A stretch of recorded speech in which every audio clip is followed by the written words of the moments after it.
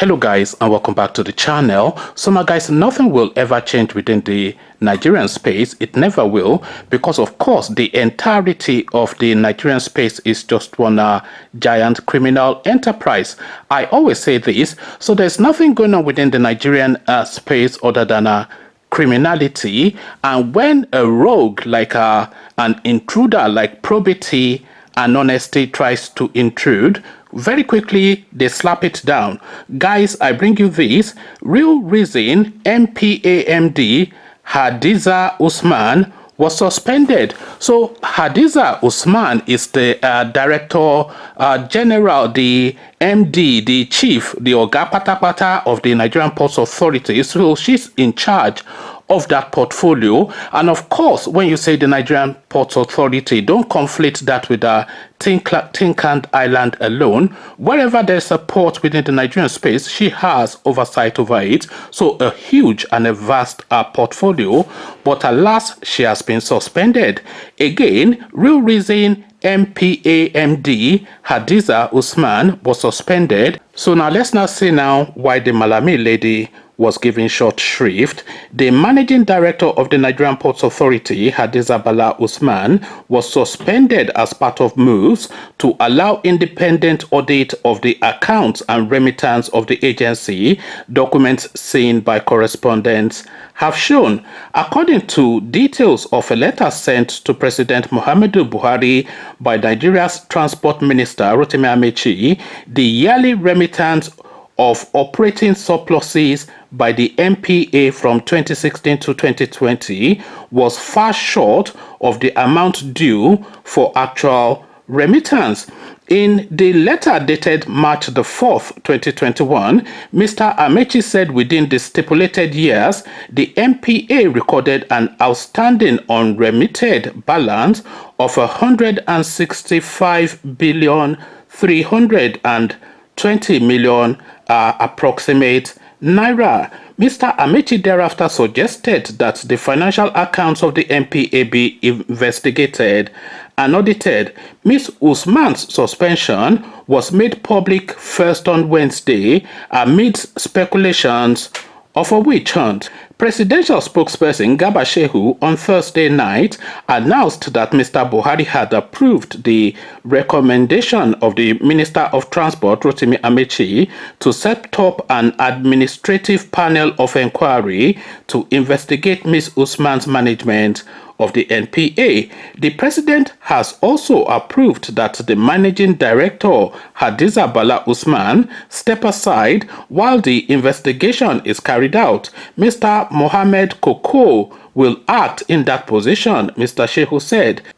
A report Friday morning showed the MPA managing director was not told what her offenses were or formally communicated before her suspension was announced by the presidency. When contacted on Friday, Ms. Usman confirmed that she neither received a query nor a suspension letter. She, however, declined further comments on her ordeal. So here is to the ordeal.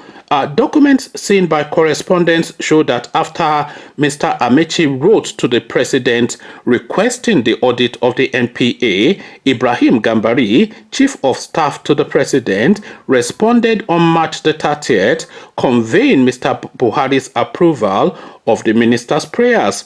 Thereafter, the Ministry of Transport wrote to the office of the Auditor General of the Federation on April the 6th, intimating it of Mr. Buhari's approval of the minister's prayers that the NPA be audited. However, the ministry in its letter signed by Magbelene Ajani, the permanent secretary, listed 5 audit firms and requested the Auditor General Office to approve any of them for the audit. In the alternative, the ministry requested the Auditor General's Office to grant it authority to advertise and select qualified audit firms to conduct the exercise. The audit firms listed by the ministry include KPMG Nigeria, Deloitte Nigeria, PricewaterhouseCoopers, Ernst & Young Nigeria, and McKinsey & Co. Things, however, took a dramatic turn when the Auditor General, Alphonse Agugu, in a letter dated April the 16th, notified the Transport Ministry that the Nigerian Ports Authority Board had engaged Masas Mutari, Dangana and Co. Chartered Accountants and SIAO Chartered Accountants as external audit firms. In the letter which he personally signed, the AG added that the said audit firms had indeed audited and published the accounts of MPA in 2016, 2017, and 2018 financial years, and the 2019 audit is ongoing. The Auditor General added that its office had conducted periodic checks and released appropriate reports on the checks. Quoting extant laws establishing the MPA and the Nigerian Constitution, the Auditor General concluded that reputable professional audit firms are already being engaged by the board in line with the Enabling Act. It added that there was no jurisdiction for the ministry to advertise and select qualified audit firms to conduct the exercise. So crime but no punishment is effectively where we're landing on. So just look at the trajectory, and before we even go into the trajectory of this narrative, it is worth noting just to point out the sum of money that that we're discussing here as I hurriedly scramble through to see that figure. 165 billion 165 billion 320 million approximately. So vast amount of monies. That money will of course build the Lagos Ibadan Expressway. It will rebuild even that Tinkan Island that we're talking about. It will build the Niger Delta Bridge, and it will still give you change just from that one authority, the Nigerian Ports Authority, and just from the monies that you're saying that this woman stole. Very eloquent lady. She has featured on one of the live streamings that we do often, but alas, no matter how eloquent they are still criminals. So look at just what's happened. So firstly, look at all the players. The person pointing out a crime is somebody like Rotimi Amaechi. We all know his history, and we all know that he's a looter. So the level of looting either was too much for him to bear, or he wasn't caught into the deal. Whichever way, he has exposed looting.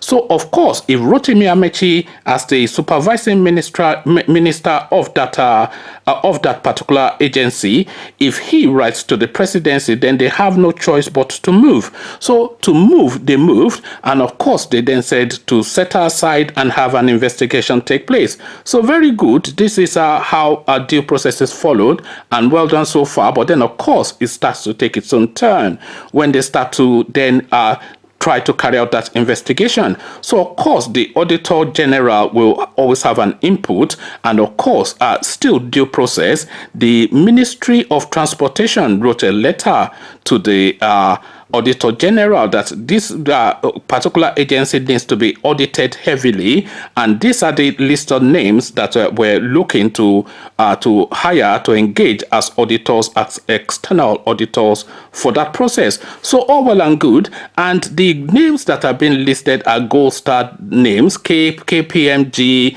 Deloitte, etc. These are global brands, so all well and good, but then of course it starts to fall apart with the response of the Auditor General to this thing. So the Auditor General then writes to them that they've employed some Mukhtar Dangada, or it doesn't really matter the name, but they've employed some Fulani so-called audit firm to be the external auditors, or to carry out the audit. I don't know if they're external or not, but I'm presuming that's the external.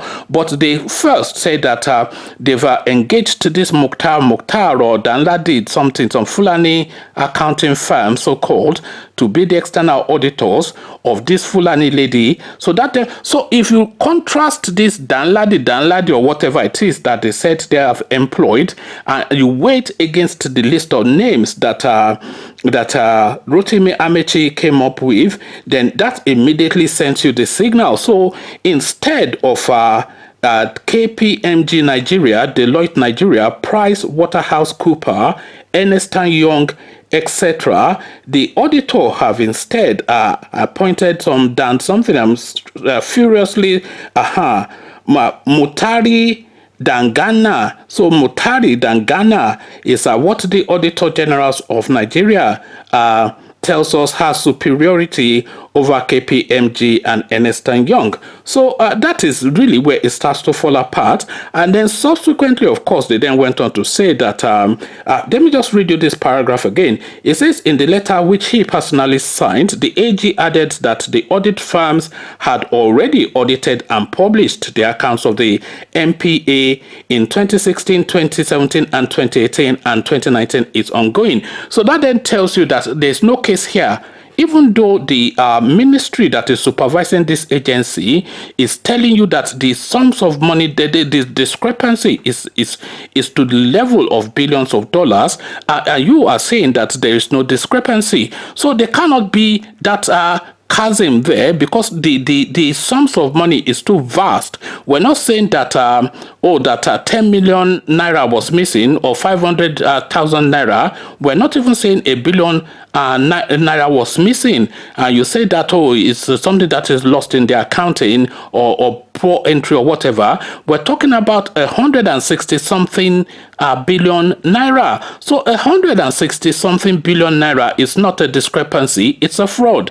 So a fraud has taken place, but then of course the cover up has begun. So we're speaking about this woman with this agency, and we've done a similar story about the custom services. That was 500 billion. So look where we're headed. We're headed in the trillions now, just with those two agencies. So 500 billion with the customs, 160 something billion with this lady, and you are saying that there's poverty in the land. There's poverty in the land, but there is no poverty in the household of Hadiza Usman. Conversations in the comment section. The Nigeria is just one giant criminal enterprise, and there is absolutely nothing that speaks to the contrary. Come share thoughts about all this with me in the comment section. But before you come into the comment section to engage, click on the red subscribe button so it turns gray. The bell button notifies you every time I drop a new video. Click on like as well, because that helps with the YouTube algorithm. Once you've done all the clickings, just two agencies have just now stolen approximately 1 trillion naira. So that's just like a tip of the iceberg that is the Nigerian criminal enterprise. So I'll leave you here. Carry this conversation on with you in the comment section, but here I say peace.